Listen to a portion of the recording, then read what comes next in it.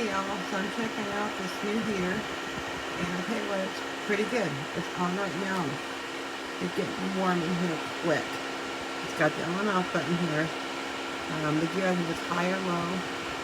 And then it does 2 hour, 4 hour, or 8 hour, I can't see that, timer. So you can time it for so many hours.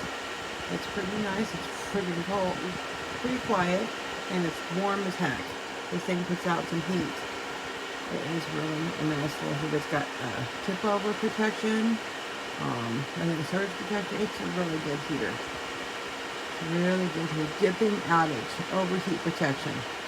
It's got everything on it. So I think you'll like it. It's a really nice little color here panel. So this thing has a pretty big design flaw. See how it won't turn on?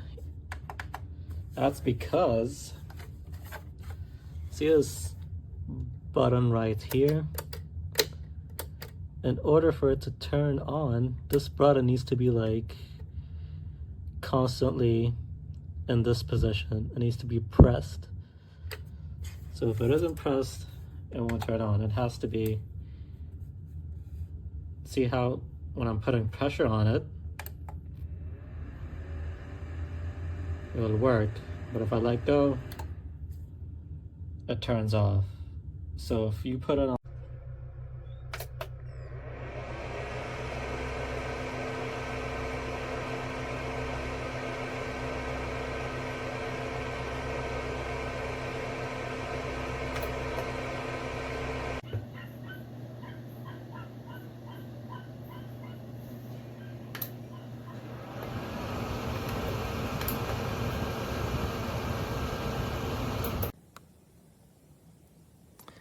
Okay, I picked up this indoor room